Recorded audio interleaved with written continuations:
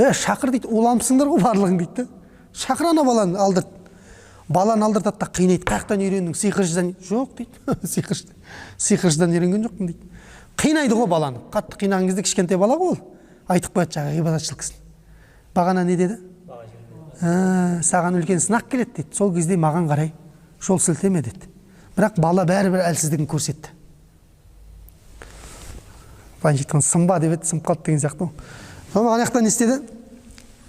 Ғибадатшыл жақ кісіні алып келді ғой, ұстады. Кім сендердің раббыларың деді ғой? Сенің де деді. Біздің де әлемнің де раббысы ол Алла деді. Қоя, менен басқа иман келтірген екенсіңдер ғой деді. Жақсы деді. Жаңағы ғибадатшыл кісінің басына араны қоятын деді, ортасына. Кім раббың деді?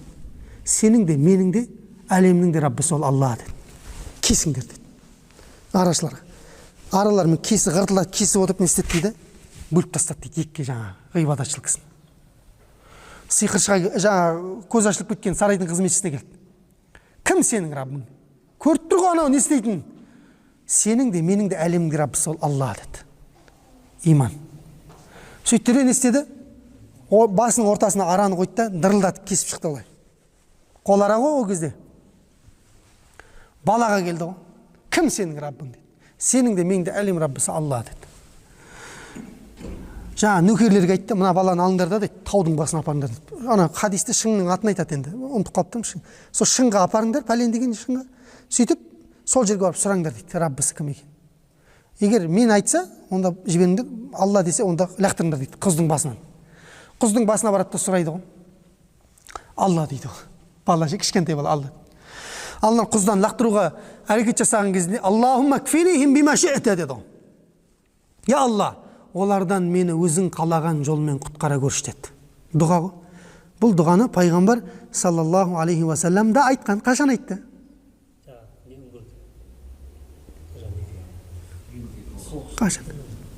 Қашан айтты? Абу Бакр Сиддиқпен екеуі өмірге барды. Шобаласып тұр бірақ. Шобаласып тұр. Пайғамбар саллаллаху алейхи ва саллямды Меккеден Мединаға хижрет етіп бара жатқан кезде Сурақа ибн Мәлик деген кісі қуат, 100 түйе тігеді ғой пайғамбар басына. Сол қуып келе жатқан кезде пайғамбар кішкентай қалған кезде осы дұғаны айтады. Сол кезде атының екі аяғы кіріп кетеді де өзі жерге қадалады жаңағы Сурақа ибн Мәлик. Сол кезде пайғамбар Аллахумма кфинихим бима ши'та деген дұғаны айтқан екен. Я Алла, бұлардан мені өзің қалаған жолмен құтқара көр дейді. Бұл дұға бәрімізге керек бұл. Өйткені өмір ғой, әркім зұлымдық шекіп қалуы мүмкін да. Сол зұлымдық шеккен кездегі айтылатын екінші дұғаны өтіп жатырмыз біз, иә? Өткенде бірінші дұғаны айтқанбыз, ол не? Ибрахим алейхиссаламның хасби Аллаху ва ни'мал уакил деген. Сөйтеді жаңағы дұғаны айтқан кезде құз сілкінеді былай. Құз сілкінген кезде нөкерлердің барлығы түсіп кетеді. Жерге дейін парша-парша шығады жаңағы нөкерлердің ше. Бала келе жатты дейді, сарайды ішке кіріп кетеді. Не болды? Кафани Алла, маған Алла жеткілікті болды дейді. Жа бала. Алла маған жеткілікті болды дейді. Келесі топ нөкерлерді шақырады да теңіздің ортасына апарыңдар дейді. Кемемен теңіздің ортасына апарыңдар да сұраңдар кімге сыйынатын. Мен десе жіберіңдер, Алла десе лақтырыңдар дейді теңіздің ортасына. Кішкентай кемемен апарады да сұрайды, кім сенің Рабб? Алла. Сөйтеді де ана баланы теңізден лақтыруға ыңғайланған кезде Аллахумма кфинихим бима ши'та дейді жаңа бала. Төңкеріледі кеме төңкеріледі ананың барлығы теңіздің ортасына батып кетеді суға. Бала теңізден келеді аман есен. Сарайға келеді де айтады ғой, патшеке дейді, мені өлтіре алмайсың бәрібір дейді. Мен саған өзім айтайын дейді, мен қалай өлтіретін. Жап-жас бала. Мен қорамсағымнан, өзімнің қорамсағымнан жебені ал дейді. Сөйтте бүкіл қауымды, халқың барлығын бір төбенің басына жина дейді. Ешкім қалып қоймасын дейді. Сол төбенің жанына бір бағанаға мені байла, жаңа менен алынған жебемен осы баланың раббысы болған Алла тағаланың атымен деп маңдайымнан ат дейді. Сол кезде ғана өлтіресің дейді. Сонымен уәзірлер айтады, істеме олай патшеке дейді. Анаң бәрі қазір иманға келеді дейді. Құрту керек мына баланы істеңдер дейді. Ашу іске қосылған кезде ақыл іске қосылмай қалады ғой.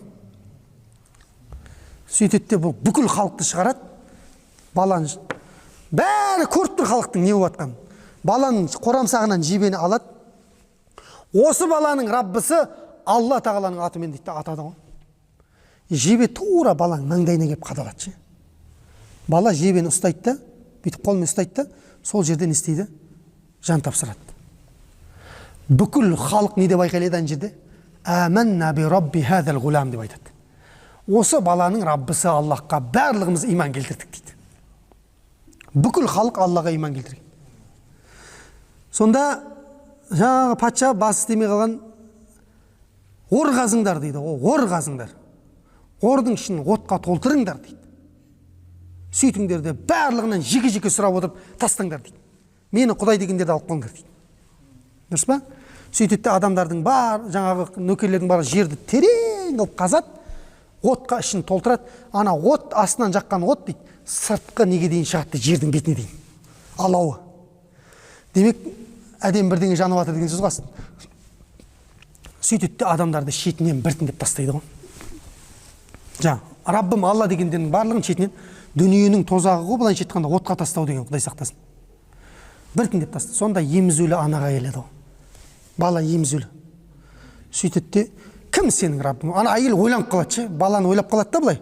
Мейірімі ғой ананың. Ана патшаның атын айтып, аман алып қалып қойсам ба деген сияқты ой келіп жатқан кезде былай тәрәддүд дейді ғой, екі жақтылық. Бала емізулі бала омыраудан анасына қарап, анашым, сен ақиқаттың жолындасың, табаныңды бекем қыл деп айтады, тайма дейді. Яғни бала сөйлейді. Бесікте сөйлеген 5 бала деген бар ғой. Иса алейхиссалам бар, осы бар, Жүрейждің қиссасы 5 бала бар. Сол бала жаңағы емізулі бала сөйлейді, анасы Раббым Алла дейді ғой. Баласымен қосып итеріп жібереді жаңағылар неге тең отқа. Сөйтіп ол қауымның барлығы кетеді ғой түгелмен.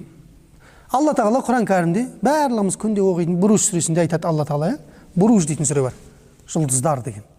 Сол сүреде Қутила асхабул ухдуд дейді. Шұңқыр иелері өлтірілсін дейді. Құрып кетсін, олар өлтірілді дейді. Аннари затил вақуд изхум алейха қуғуд дейді. Олар отты жағып, құдықтың ішін отқа толтырғандар дейді. Және адамдарды отқа тастап қойып, өздері қарап, рахаттанып отырғандар дейді. Ана қара. Сипаттап отырғандардың отырсын Алла тағала. Отқа итер жібереді де рахаттанып отырады деген да. Келесі кім деген сияқты, отқа тастайды. وهم على ما يفعلون بالمؤمنين شهود. Олар солай Аллаға иман келтірген кісілерге өздерінің не істеп отқандарын қарап бақылап отырды дейді. Ар жағында وما نقم منهم إلا أن يؤمنوا بالله العزيز الحميد.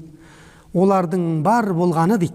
Осылай кек алып жатқандардың жалғыз ғана себебі тастап жатқан не дейді?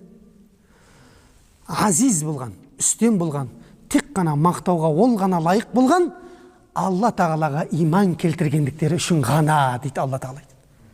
Аллаға иман келтірдім деген сөз үшін ғана отқа тасталынып жатыр дейді. Имам Абул-Фида ибн Касир ад-Димашқи деген үлкен ғалым бар. Ибн Касир деген атақты, сол кісі айтады, бұл оқиға Наджран жерінде болған дейді.